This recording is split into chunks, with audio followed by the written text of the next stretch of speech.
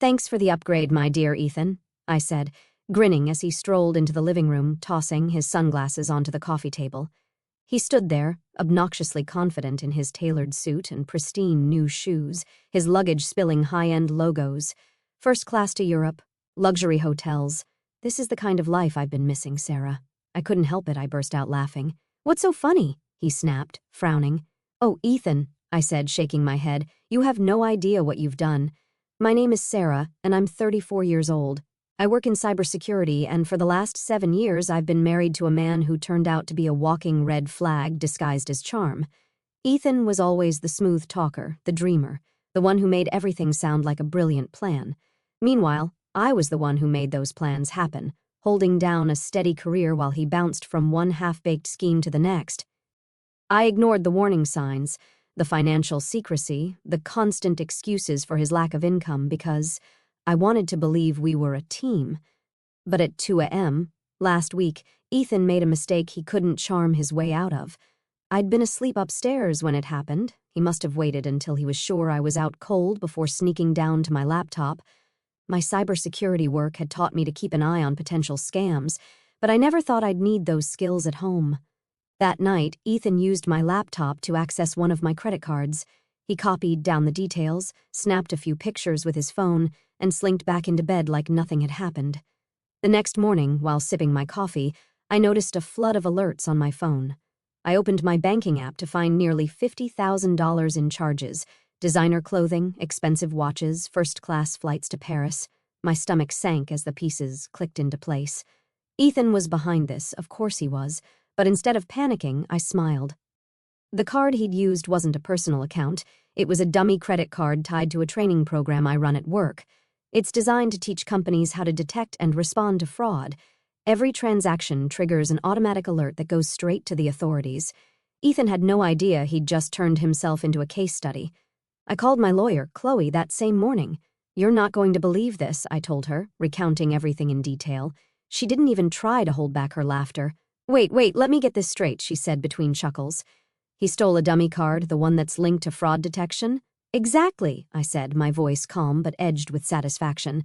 I don't think he realized what he was doing. He probably thought he was being clever. "Clever?" Chloe said. "He's a fool. Every charge he makes is going to get flagged. Have the authorities contacted you yet?" "Not yet, but it's only a matter of time." For the rest of the week, I stayed quiet, waiting to see how far Ethan would take it. He left a note on the counter a couple of days later, taking some time for myself. "Don't wait up." I knew exactly what that meant. He was using my stolen money to live it up abroad. Every night I watched the fraud alerts roll in, high-end restaurants, 5-star hotels, and extravagant shopping sprees. Each notification felt like a small victory. 3 days into his spree, I got a call from Agent Keller, a federal investigator assigned to the case. "We've identified significant fraudulent activity tied to your account," he said. "Do you know who might be responsible?" "Yes," I replied without hesitation, "my husband." There was a brief pause. "Your husband?" I explained the situation, including the fact that the card was part of a cybersecurity program. Agent Keller let out a low whistle. "That's a new one," he said. "You'll need to provide a formal statement, but based on what we've already flagged, he's in serious trouble." By the time Ethan walked back through the door, his ego inflated from a week of indulgence, I was ready. He sauntered into the living room like nothing had happened, wearing the spoils of his stolen spree. "Thanks for the upgrade," he said with a cocky grin. "You really outdid yourself this time." I couldn't stop the laughter that bubbled out of me. Ethan frowned, clearly expecting me to be furious. "What's so funny?" he asked, his voice sharp. "Oh, Ethan," I said, shaking my head. "You're about to find out." Ethan dropped his designer duffel bag onto the floor with a smug thud. "Seriously though, Sarah," he said, shrugging off his tailored jacket and draping it over the back of the couch. "You should have told me about that card ages ago. Imagine how much fun we could have had." I leaned against the kitchen counter, arms crossed. "And how exactly did you think this was going to end?" He smirked, kicking off his shoes. "You're always so uptight about money, it's not like you couldn't afford it." "I figured you'd get over it once you saw how happy it made me." His sheer audacity would have been infuriating if it weren't so pathetic. I bit back a laugh, knowing that every second he spent bragging was another nail in his coffin. "So, the watches, the flights, the hotels, you thought all of that was just a gift from me?" "Not thought," he said, pointing at himself. "Knew. It's about time you loosened up. I smiled, a tight-lipped expression that told him nothing. I'll bet. Once Ethan disappeared into the shower, humming some obnoxious tune, I picked up my phone and texted Chloe, "He's back. Ready to move forward." Her reply was immediate. Perfect. I'll alert Agent Keller. Over the past week, Chloe and Agent Keller had been preparing the case against Ethan. His every move had been tracked, every charge meticulously logged, from the designer clothing boutiques to the luxury hotels in Paris. His indulgence painted a picture of someone who thought they were untouchable. Ethan had no idea how deep he'd dug his own grave. Agent Keller had assured me that the fraud alerts from the dummy account had already triggered a full investigation. "We'll bring him in for questioning once you're ready," he'd said during our last call. But I'd recommend letting him walk into it on his own. The more confident he is, the better. Now, as I listened to Ethan's off-key singing echo from the bathroom, I felt an almost surreal sense of calm. For years, I'd let him take advantage of my trust, my kindness, my stability. But this time, he was about to face the consequences of underestimating me. After Ethan emerged, wrapped in a plush towel and grinning like he didn't have a care in the world, he flopped onto the couch. "You should have seen Paris," he said, reaching into his bag to pull out a shiny gold watch. "The shops, the restaurants, it was like a dream." "Sounds incredible," I said, leaning against the doorway. "Tell me more." He launched into a detailed account of his week-long spree, complete with exaggerated hand gestures and unnecessary details about the champagne quality at some rooftop bar. Every word felt like an indictment, a confession he didn't even realize he was making. He had no idea I was recording the entire conversation on my phone, the file ready to be forwarded to Agent Keller. "And the best part?" Ethan said, holding up the watch to admire it. "Nobody suspected a thing, not even you." The next morning, Chloe and I met over coffee to finalize the timeline. "He's got no defense," she said, scrolling through the evidence we'd compiled. "The fraud alerts, the charges, his conversation from last night. It's airtight. Agent Keller is ready to bring him in for questioning. They're coordinating with the local police to execute the arrest." I nodded, the weight of everything finally starting to settle in. "What happens after that? He'll face multiple charges, including fraud, identity theft, and unauthorized use of a financial account," Chloe explained. "Given the amount of money involved, it won't be a slap on the wrist. Best case scenario for him, he cuts a deal and avoids jail time. Worst case, he's looking at years behind bars." A part of me wanted to feel sorry for him, but then I remembered the smug grin on his face, the way he'd flaunted his stolen goods without a second thought about the damage he'd caused. This wasn't just a mistake. It was a pattern of selfishness and entitlement that I'd been blind to for far too long. Later that evening, as Ethan lounged on the couch, scrolling through his phone, I heard the unmistakable sound of a knock at the door. My heart raced, not with fear but with anticipation. I walked to the door and opened it to reveal Agent Keller and two uniformed officers standing on the porch. "Good evening, Miss Miller," Keller said, his tone professional but warm. "Is Ethan home?" "He's right inside," I said, stepping aside to let them in. "Feel free to make yourselves comfortable." Ethan looked up from his phone, his brows knitting together in confusion. "What's going on?" he asked, sitting up straighter. Agent Keller approached him with a calm authority that made the room feel smaller. "Ethan Miller, you're under investigation for multiple counts of credit card fraud and unauthorized use of financial accounts. We'd like you to come with us for questioning." Ethan's face went pale, his confidence evaporating in an instant. "What? No, this has to be a mistake," he stammered, looking to me for support. "Sarah, tell them this is crazy." I crossed my arms, tilting my head slightly. "I don't know, Ethan. You've been awfully busy lately. Maybe you should explain it to them." As the officers read him his rights and led him toward the door, Ethan continued to protest. "You can't do this, Sarah. This is a setup. You're my wife. Aren't you supposed to stand by me?" "Funny," I said, leaning against the doorway. "I thought husbands weren't supposed to steal from their wives. Guess we're both learning something today." Ethan glared at me, his bravado replaced by desperation. "You won't get away with this." I smiled. "Oh, Ethan, I already have."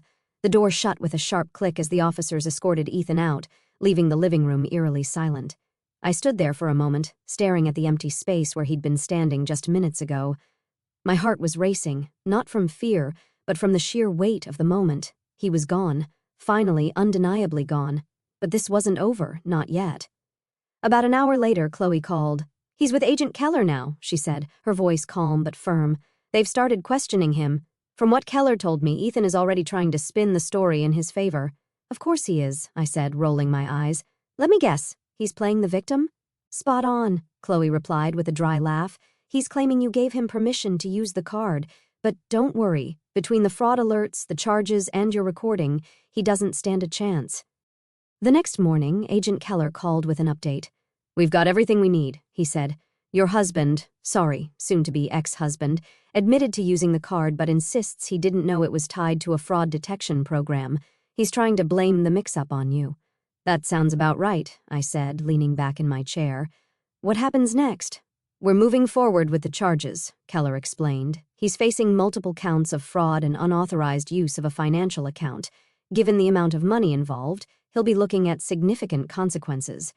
The buyer protection programs flagged his luxury purchases, so those are being reimbursed. You're not liable for a cent. The relief I felt was immediate and overwhelming. For days I'd carried the weight of Ethan's actions, worried that somehow he'd managed to slip through the cracks. But now, hearing Keller's confidence, I realized the full extent of my victory. Thank you, I said, for everything. Don't thank me, Keller said. This case practically handed itself to us. You handled this brilliantly. The fallout hit Ethan harder than I expected. Word spread quickly among our mutual friends and acquaintances about his arrest, and it wasn't long before his carefully crafted image of the charming, carefree husband began to crumble. Nicole, the woman I suspected he'd been seeing, apparently dropped him the moment she heard about the charges. The designer goods he'd flaunted were confiscated, the flights he'd booked were canceled, and the banks froze his accounts. One evening, I got a call from an unfamiliar number. Against my better judgment, I answered, and sure enough, it was Ethan. Sarah, he began, his voice low and drained. I need to talk to you. I couldn't help but laugh. Ethan, the only thing you need to do is figure out how to explain yourself to the judge. Please, he said, his tone shifting to desperation. I messed up, okay? I didn't mean for it to go this far. Just what? I interrupted, my voice cold. Just trying to steal $50,000 from me? Just hoping I wouldn't notice? Just banking on me being too blind or too forgiving to stop you? There was a long silence on the other end of the line. Finally, he muttered, I thought you loved me. I let out a sharp breath, my anger boiling over. I did, Ethan. I loved the person I thought you were. But the person who stole from me, who lied to me, who thought he could get away with it, that's not someone I could ever love. Before he could respond, I hung up. A week later, Chloe called to confirm that Ethan had accepted a plea deal. He's avoiding jail time, she explained, but he'll have to pay back every cent he tried to steal and complete community service. Plus, his credit is going to be in shambles for years. That sounds fitting, I said. He always wanted the high life. Now he gets to see how the other half lives. Chloe laughed. You're handling this way better than most people would. It's funny, I said, smiling to myself. For years, I thought Ethan was the one who held things together in our marriage. I thought his charm, his ambition, his big ideas were what kept us moving forward. But now I see it clearly. I was the one holding everything up. He was just dead weight. The day the divorce papers came through, I poured myself a glass of wine and sat on the couch looking around the apartment that now felt wholly and completely mine. Ethan's absence wasn't a loss, it was a gift, a chance to rebuild my life without the constant shadow of his selfishness. As I sipped my wine, I thought about the moment he'd walked through the door, flaunting his stolen goods and mocking me for the supposed upgrade he'd given himself. He'd been so confident, so sure of his own brilliance, and now he was the one paying the price. For the first time in years, I felt truly free. This wasn't just the end of a marriage, it was the beginning of a life I could finally call my own. The apartment felt eerily quiet in the days after Ethan's arrest. His things were gone, what little he hadn't sold or stuffed into his designer duffel bag, but the space felt lighter, almost like the weight of his betrayal had been physically lifted. For the first time in years, I could sit in my own home without feeling his shadow looming over me. Chloe stopped by one afternoon to drop off some final paperwork. How are you holding up? She asked, sitting on the couch with her usual no-nonsense demeanor. Better than I thought I would, I admitted, handing her a cup of coffee. It's strange, but I don't even feel angry anymore, just relieved. She smiled knowingly. That's because you've already won. You didn't just survive this, Sarah. You came out stronger. I thought about that as we went through the documents, finalizing the details of Ethan's financial restitution. It wasn't just about the money, though knowing he'd be paying back every cent was satisfying. It was about finally reclaiming my independence. For years, I'd let Ethan dictate the terms of our relationship, thinking it was easier to keep the peace. But now, I realized that peace built on compromise and silence wasn't peace at all. The official letter of divorce arrived a week later, delivered in an unassuming envelope that felt far too small to contain something so monumental. I held it for a moment, letting the weight of it sink in before tearing it open. My eyes scanned the lines of legal jargon until I found the words that mattered most, finalized and irrevocable. I sat down at the kitchen table, the letter in my hands, and allowed myself a rare moment of reflection. This wasn't the life I'd imagined when I married Ethan. I'd pictured stability, partnership, and a future built on mutual trust. But now, as I looked around the home I'd rebuilt for myself, I realized I had something better: freedom, clarity, and the knowledge that I was stronger than I'd ever given myself credit for. Lauren came over that evening with a bottle of wine and a carton of my favorite takeout. "To new beginnings," she said, raising her glass, "and to the absolute dumpster fire you just walked away from." I laughed, clinking my glass against hers. To never settling for less than I deserve over the next few weeks, I started to piece together what my new life would look like. I redecorated the apartment, adding splashes of color and personal touches that felt like me. I finally took the solo vacation I'd been dreaming about for years, exploring the coast and soaking in the kind of peace that only comes from leaving everything behind for a little while. Ethan tried to reach out a few more times, through mutual acquaintances, vague apologies over email, even a laughably tone-deaf letter claiming he'd changed. But I didn't respond. There was nothing left to say. He'd made his choices and I'd made mine. Every now and then I'd hear updates about his life through the grapevine. He was struggling to find work, his reputation tarnished by the fraud charges. He'd moved back in with his parents, apparently still clinging to the belief that he could talk his way out of anything. I didn't feel sorry for him. If anything, I felt relief. He wasn't my problem anymore. A month after everything had been finalized, I stood by the window of my apartment, sipping my morning coffee and watching the city come to life below. The sunlight poured into the living room, highlighting the fresh coat of paint I'd picked out, my favorite shade of blue. The space no longer felt like a battleground, it felt like home. It was peaceful, mine, and filled with possibilities. I thought about the journey that had brought me here. For years, I'd believed in the promise of marriage, in the idea of building a life with Ethan. I'd ignored the little voice inside me that whispered something was off, that warned me his charm was a mask for selfishness. But now, I understood something important. Walking away wasn't failure, it was strength. Lauren and I met for brunch that weekend, a new ritual we'd started since Ethan's exit. Over mimosas and waffles, she asked, "So, what's next for you?" I smiled, feeling a mix of excitement and calm that had eluded me for so long. "Honestly, I'm just focusing on myself for now. Work's going great, and I've been thinking about taking a longer vacation, maybe somewhere quiet, near the mountains." She raised her glass. "That's what I like to hear. You deserve it." For the first time in years, I felt like I was making decisions purely for me. No compromises, no second-guessing, just the freedom to live on my own terms. Occasionally, I'd still get updates about Ethan from mutual acquaintances. He was struggling to rebuild his life, moving from one low-paying job to the next while trying to pay back the money he owed. The designer suits and luxury trips were long gone, replaced by a harsh reality he wasn't prepared for. I didn't dwell on it. He'd made his choices, and I'd made mine. The last time I heard from him was through an email, a long, rambling apology that seemed more self-pitying than sincere. I read the first few lines before deleting it without a reply. I didn't need closure from him, I'd already found it in myself. One evening, I sat on the balcony with a glass of wine, reflecting on everything I'd been through, the betrayal, the heartbreak, the fight to reclaim what was mine. It had all led to this moment, and while it hadn't been easy, it had been worth it. I no longer felt angry or bitter about what had happened. If anything, I felt grateful. Ethan's betrayal had forced me to confront my own strength, to stop compromising, and to start prioritizing myself. I'd learned to trust my instincts, to value my independence, and to never again let someone else take the reins of my life. As the city lights flickered in the distance, I raised my glass to the night sky. "Here's to me," I said quietly. "Here's to starting over." And with that, I closed the chapter on Ethan for good, ready to embrace whatever came next. As I sat on the balcony that evening, the city lights twinkling below, I felt a quiet peace settle over me, a kind of calm I hadn't known in years. The weight of Ethan's betrayal, once a heavy anchor dragging me down, had lifted, replaced by a newfound clarity.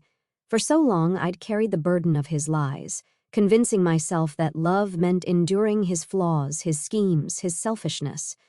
But now, with the divorce finalized and his consequences unfolding, I realized I'd been wrong. Love shouldn't feel like a battlefield. It should feel like home. There was a time when I doubted myself, when I wondered if I'd been too trusting, too naive, or too weak to see Ethan for who he truly was. Those doubts had gnawed at me, whispering that I'd failed as a wife, as a partner. But as I sipped my wine, the cool night air brushing against my skin, I understood that those doubts were just echoes of his manipulation. I hadn't failed. I'd survived. More than that, I'd thrived. Uncovering his fraud, outsmarting his arrogance, and reclaiming my life had shown me a strength I didn't know I possessed. There was sadness, too, for the years I'd spent hoping for a partnership that never existed. I mourned the version of Ethan I'd once believed in, the charming dreamer who'd swept me off my feet with promises of a shared future. But that sadness was fleeting, overshadowed by gratitude for the lessons I'd learned. His betrayal had been a harsh teacher, but it taught me to trust my instincts, to value my worth, and to never again let someone dim the light I carried within me. As I looked out over the city, I felt a spark of excitement for what lay ahead. The future was no longer a compromise shaped by someone else's whims. It was mine to build. I could travel, chase new dreams, or simply sit in the quiet of my own space, knowing it was truly mine. For the first time in years, I felt whole, not because of someone else, but because of me. And that, I realized, was the greatest victory of all.